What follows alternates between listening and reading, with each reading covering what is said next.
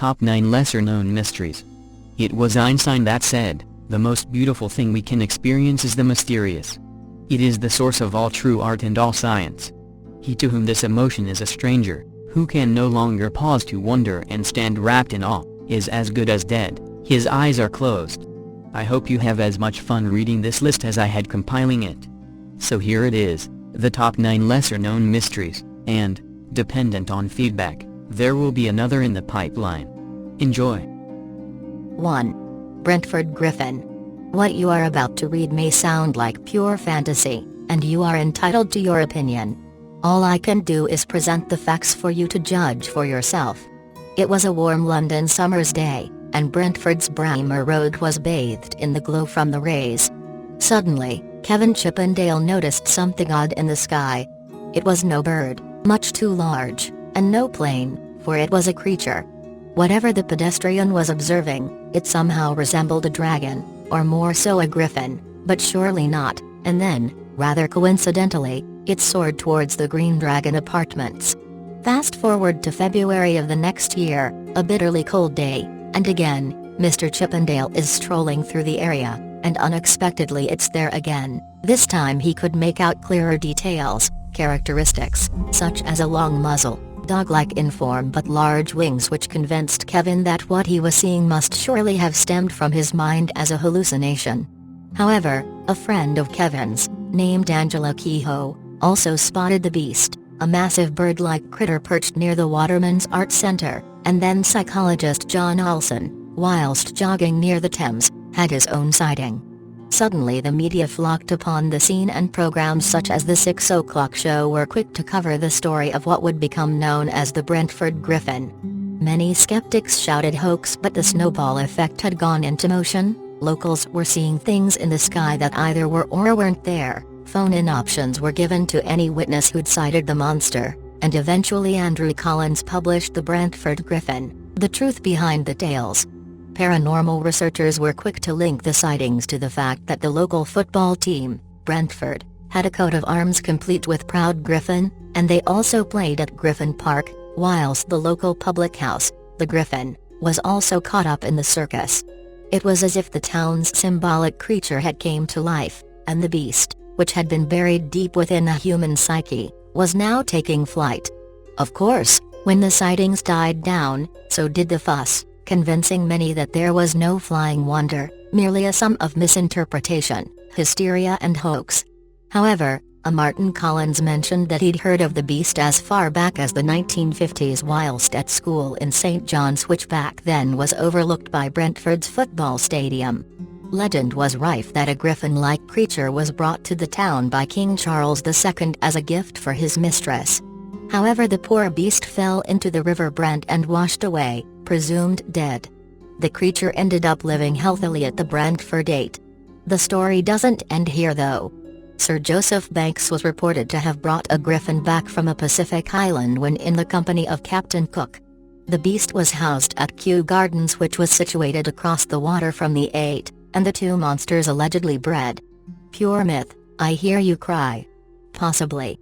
Yet something large, winged and resembling a griffin was seen in the skies over London in the 1980s, and throughout history there have been hundreds of reports from across the world of similar flying creatures. 2. Amphibians in ancient Iraq.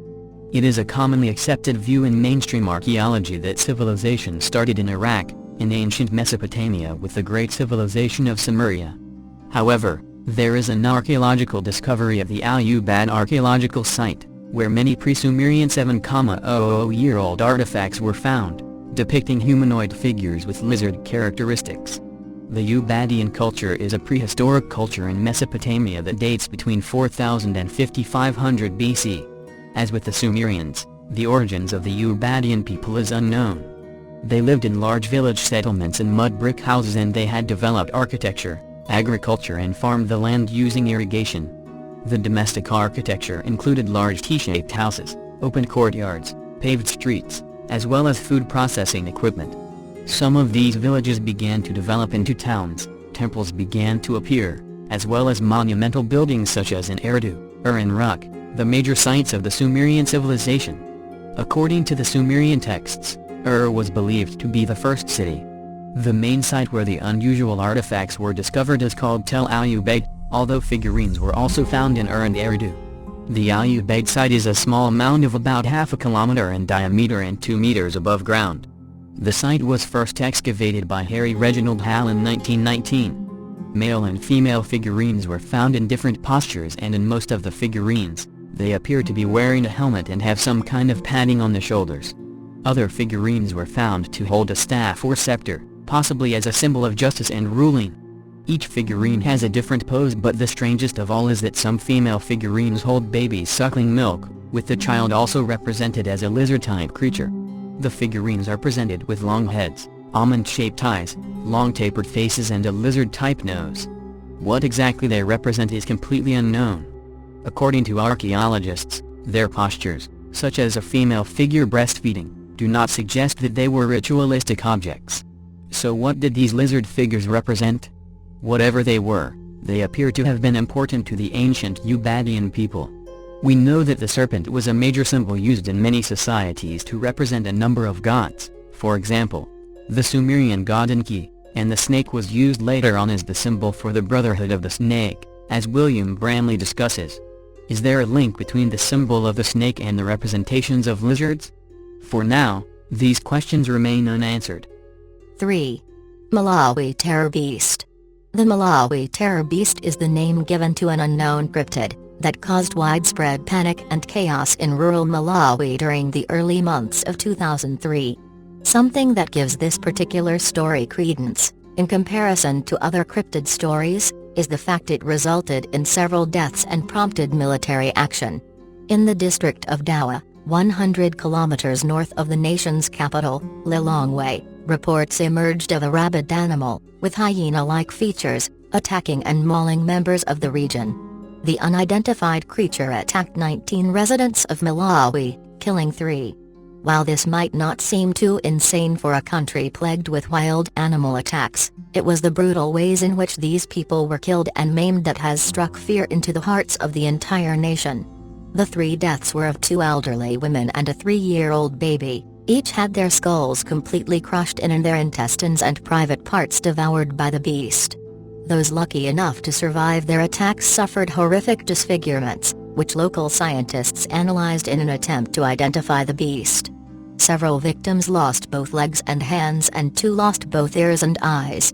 One unfortunate woman had her nose and mouth torn out by the creature. This gruesome style of selective disfigurement is more reminiscent of the sadistic human killings than those by any crazed animal. In the wake of the attack, over 4,000 people left the Dawa area to take refuge in town halls, only returning home under armed guard and a sustained presence by local gamekeepers, the police and factions of the Malawian army. Those who saw the animal dismissed claims it was a hyena, due to its large hind legs. Many local residents believe that the unknown animal is the soul of a similar beast that was killed a year before, after it slayed 5 people, and that it returned to exact revenge upon those that claimed its life. To this day, what the beast was, or where it went, remain unsolved. Thursday, 6th of March, 2003, at least 3 people have been killed and 16 others severely injured by a mysterious wild beast running wild in a mountainous region of Malawi. The rampaging beast in Dawa district, some 100 kilometers from the capital Lilongwe, has sent at least 4,000 people fleeing 4 villages to seek refuge at a community hall at the district headquarters. Parks and Wildlife Officer Leonard Sefu said his department believed the mysterious beast could be a rabid hyena, but said it was strange for a hyena to terrorize whole villages without being cornered. He said his department was examining the maimed people to establish what the animal could be. Dr. Mashas Joshua, the Dawa district health officer, told me on Wednesday afternoon that 2 old women and a 3-year-old baby died when the beast crushed their skulls and ate their intestines and private parts. All efforts to shoot and kill the animal have so far failed. Dr. Joshua said the 16 victims admitted into hospital following the latest attacks sustained various appalling injuries, with some of them completely maimed and disfigured. He said some of them lost both legs and hands, while 2 have lost both ears and eyes to the beast. Dowa District Commissioner Charles Kalimba said the district administration is currently feeding the homeless people, but more resources are needed as the rural district is unable to cope with the unexpected number of displaced. In August last year, a mystery beast killed 5 people and maimed over 20 others before game rangers and paramilitary police managed to gun it down.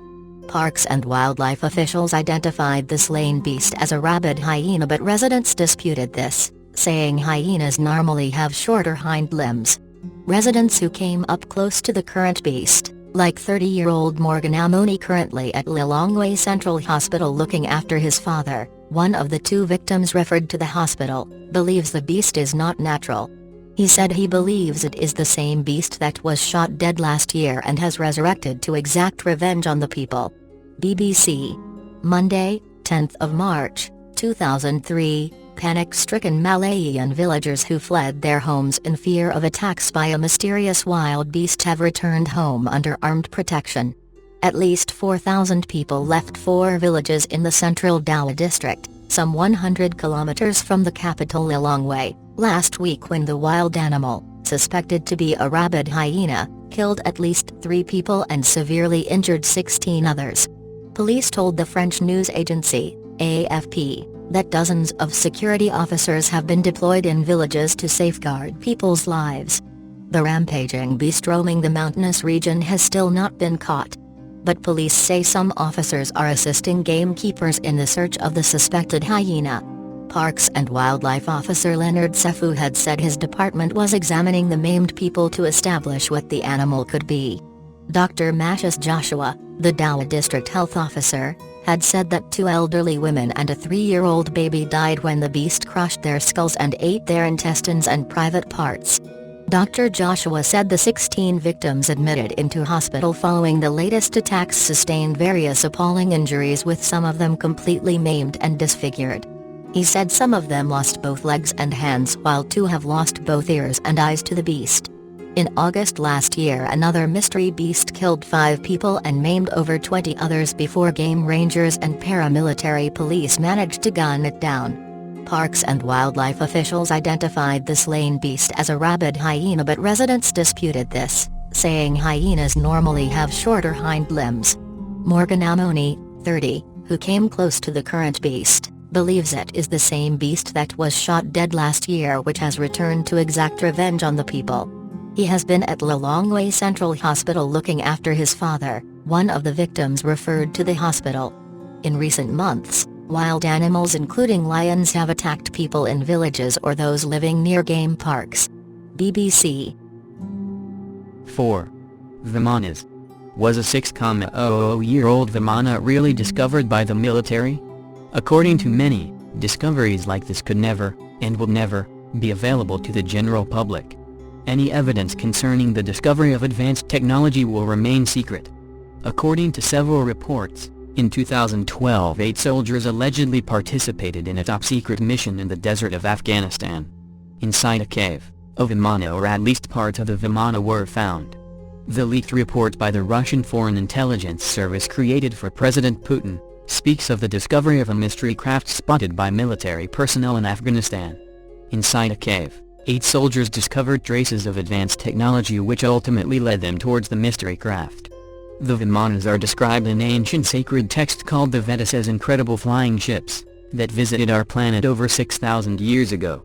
Interestingly, ancient cultures around the globe mentioned incredible stories where visitors from the heavens came down to Earth with similar crafts.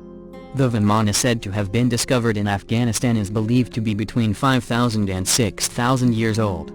It has a sophisticated energy shield that has kept it safe for thousands of years.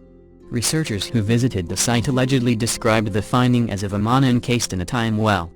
According to ancient accounts in the Mahabharata, a Vimana flying machine is said to measure 12 cubits in circumference, with 4 solid wheels. These ancient texts also depict sophisticated offensive mechanisms incorporated into the Vimana. Reports indicate that the Vimana discovered in the cave belonged to one of the greatest religious leaders of ancient man. Its rightful owner is the great prophet Zoroaster, founder of Zoroastrianism, the official religion of Persia and its distant subdivisions. While many people indicate the story connecting 8 soldiers, the cave and an ancient Vimana is beyond bizarre. Many people firmly believe that numerous pieces of advanced technology can be found scattered across the desert in what is today modern-day Iran, Iraq and Afghanistan. Extraordinary claims require extraordinary evidence, and as far as the Vimana discovered in a cave in Afghanistan, the evidence is non-existent. However, this does not necessarily mean the above is a false report. It is well known that throughout the last couple of decades there have been a number of discoveries that have directly contradicted the strict patterns set forth by mainstream scholars. History as we know it is incomplete, and there are countless findings which indicate, without a doubt, that in the distant past of our planet, fascinating, and extremely sophisticated ancient civilizations existed on the planet. Maybe the ancient Vimana described in ancient Hindu texts are just one of the many pieces of lost technology ancient cultures around the globe had access to. Interestingly, not long ago, a group of Chinese researchers came across what appeared to be blueprints for building interstellar spaceships, using anti-gravitational propulsion methods. The alleged manuscript written in the 4th century BC was discovered in Lhasa Tibet by Chinese researchers. Many believe that this ancient documents, now in possession of the Chinese, stretch the frontiers of modern science, rewriting history along the way. The ancient texts discovered in Tibet are believed to be part of a much larger collection of ancient Sanskrit writings describing the ancient Vimana and the different propulsion systems used by them. In order to find out what the ancient documents meant, the Sanskrit text from the 4th century were sent to Dr. Ruth Rana for translation. What do you think? Is it possible that a discovery like this was really made? Remember that there are numerous ancient texts which describe the Vimana and their ability to travel not only around the planet but into outer space. 5. Valley of the Headless Men. In the Nahanni National Park of northwest Canada lies the Nahanni River. The area is only accessible by boat or plane and is home to many natural wonders, such as sinkholes, geysers and a waterfall almost double the size of Niagara Falls. Lord Tweed's Muir, John Buchan, author of the 39 Steps, once said of the valley, "It's a fancy place that old-timers dream about." Some said the valley was full of gold and some said it was hot as hell owing to the warm springs. It had a wicked name too, for at least a dozen folks went in and never came out. Indians said it was the home of devils. The 200-mile gorge has become infamous, due to a number of gruesome deaths and many disappearances, earning itself the eerie name, the Valley of the Headless Men. Anomalies first began in 1908, when the MacLeod brothers came prospecting for gold in the valley. Nothing was heard or seen of the brothers for a whole year, until their decapitated bodies were found near a river. 9 years later, the Swiss prospector Martin Jorgensen was next to succumb to the valley, when his headless corpse was found. In 1945, a miner from Ontario was found in his sleeping bag with his head cut from his shoulders. While skeptics of an unknown power at work in the valley would put the grisly mutilations down to feuding gold prospectors or hostile Indians, there are other strange happenings in the area which add to the valley's mysteriousness. The fiercely renowned Naha tribe simply vanished from the area a few years prior to the first deaths. Other Indians of the area have avoided the valley for centuries, claiming an unknown evil haunts it. Many parts of the valley remain unexplored, and there are tales the valley holds an entrance to the hollow earth. Others believe the valley is home to a lost world, with lush greenery and a tropical climate, due to the hot springs generating warm air, as well as untapped gold mines and wandering Sasquatches. While a haven for Bigfoot remains unlikely, one thing is for certain: something strange lurks in the Nahanni Valley. The eerie nickname attached to 200-mile Gorge comes from a series of unexplained incidents in the gorge during the gold rush of the early 20th century. Two brothers, Willie and Frank MacLeod, left in 1906 in an attempt to reach the Klondike through Nahanni. Nothing was heard from them for the next 2 years. Rumors spoke of the two finding the mother lode of gold. Despite this, no efforts were made to find them. In 1908, another prospecting expedition discovered two bodies, later identified as the MacLeod brothers. Both had been decapitated. This incident would likely have been marked up as just another macabre tale of North had they been the only headless bodies. In 1917, the body of a Swiss prospector by the name of Martin Jorgensen was found next to his burned cabin, decapitated. In 1945, the body of a miner from Ontario, whose name seems to be lost to history, was found in his sleeping bag, without a head. A trapper named More Than John O'Brien was found frozen next to his campfire, matches still clutched in his hand. I cannot find any reference to the state of his head. Theories abound as to what happened to these men, and others, up to 44 people are said to have disappeared there. Some put these attacks down to grizzly bears, some feuding prospectors, others natives. Some say the area is naturally heated by hot springs, and is practically a tropical paradise, a Shangri-La if you will, with the valley floor covered in gold nuggets. These theories often speak of the valley being a haven for the Sasquatch. Some even claim the valley is an entrance to the hollow earth. My view lies somewhere in between all these. I believe that the native Naha people discovered this sheltered valley, and settled there. Theoretically, food would be plentiful if the valley is the veritable paradise described in some reports. These people then likely became highly territorial over their lands, and killed any trespassers. The decapitation is reminiscent of certain other tribal practices designed to instill fear in their enemies. 6. Mysterious Man of the U.S. Declaration. When America's founding fathers were deep in the volatile business of signing the Declaration, treason was a resounding word. The signing of the Declaration by any man would result in gruesome torture, and death by the British colonialists. With every argument put forward being met with shouts of treason. Treason. Common talks had hit a stumbling block. It was then that an unknown man arose, dressed in a black ape, to deliver this stirring oration. They may stretch our necks on all the gibbets in the land, they may turn every rock into a scaffold, every tree into a gallows, every horn into a grave, and yet the words of that parchment can never die. They may pour our blood on 1,000 scaffolds, and yet from every drop that dies the axe a new champion of freedom will spring into birth. The British king may blot out the stars of God from the sky, but he cannot blot out his words written on that parchment there. The works of God may perish, his words never. The words of this declaration will live in the world long after our bones are dust.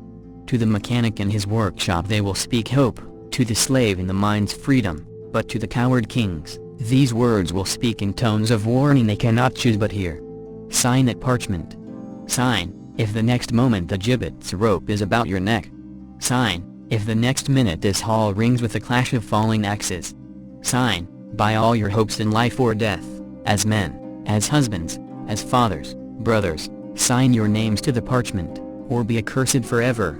Sign, and not only for yourselves, but for all ages, for that parchment will be the textbook of freedom, the Bible of the rights of man forever. The speech goes on for some time and continues with the orator's impassioned vouch for American freedom from the British.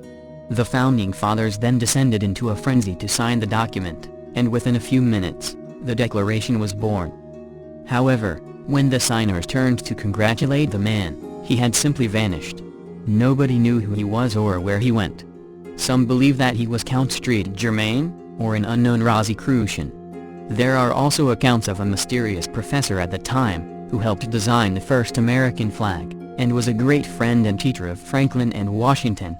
In the longer annals of his speech there are many cryptic references to future events that would shape America. He mentioned the rights of man, even though it wasn't to be published for another 13 years. He also mentions the all-seeing eye, something which would go on to be found on the dollar. A candidate many believe to be a true possibility is Francis Bacon. His treatise, New Atlantis, lays out the political structure and necessities he believes necessary for a paradise-like state, which some believe he made real in the new land of America. He was also a prominent Freemason, as were Franklin and Washington, and this is another possible link due to the staggering amount of Freemason imagery in Washington, D.C. Whoever the unknown man of the American Declaration was, and whatever his motives were, one thing remains perhaps the biggest mystery: why is such anonymity at this key moment in human history, to this day, simply overlooked? 7. Tibet Nazi connection. Before World War II ravaged Europe, and during the war, the Nazis spent a large amount of resources and manpower on their quest to establish the origins of their beloved Aryan race. The institution founded to spearhead this endeavor, as well as all other manner of occult and esoteric studies, was the Ahnenerbe, started by Heinrich Himmler, in 1935. They conducted archaeological and cultural studies in a number of countries including Sweden, Finland, Iraq, Antarctica, Poland and, in particular, Tibet. The official story of the 3 expeditions sent to Tibet was to investigate the myth that an Aryan race conquered most of Asia and the Himalayas many thousands of years ago. Some believe, however, they were searching for Shambhala, situated deep in the Himalayas, and hoping to harness the great power found deep within its realm, as told in many ancient texts. There is much evidence that the Nazis found something. After the fall of Berlin, Soviet soldiers discovered hundreds of Tibetan Buddhist monks in SS uniforms, who seemed to have committed mass suicide. None of the bodies were able to be identified, thus it remains a total mystery as to how they got there, who they were and what they were up to. The Nazis found the time and necessary funds to transport transmitters to the furthest reaches of the Himalayas to maintain constant radio contact, which fuels the thesis they were on the brink of discovering something big, or at least were certain they were heading in the right direction. 1930s German academic, Theodor Illian, describes in his work Darkness over Tibet his elation at finding a hole in the ground of the Tibetan countryside and, upon entering, finding an underground city of monks. He learned they were black yogis, who aimed to control the world through astral projection and telepathy. His elation turned to horror when he discovered food that had been given to him by the monks contained human flesh. He made for his escape and was pursued by the monks across Tibet until he reached safety in his German homeland. His account came out in 1937, and, within a year of its publication, Hitler had sent his occult research wing forth to the mystical area Illian chronicled. It is suggested that Hitler's objective was to establish contact with these obscure sorcerer monks. The route taken by the Ahnenerbe through Tibet emulated one taken by Aleister Crowley, and this, in turn, was copied by the OSS, the predecessor of the CIA, in 1942, in a highly secretive mission. The Tibet Nazi connection is one of the most absorbing topics of the unexplained genre, and to this day its facts and true happenings remain shrouded in mystery. The Lost Kingdom of Shambhala is known by several other names such as Shangri-La and Agharta. Travelers were fascinated by the Tibetan legends about an enlightened kingdom that disappeared because of the materialism of the sage and become invisible. Legends say that only the pure of heart can live in Shambhala. Lost Kingdom of Shambhala is protected by a psychic barrier so that no one can find the kingdom who is not meant to, and according to the Kalakakro Tantra teachings, a line of enlightened kings is said to be guarding the spiritual secrets of Shambhala city. Many people searched Shambhala, including some of the most dangerous like Hitler and Madame Helena Blavatsky.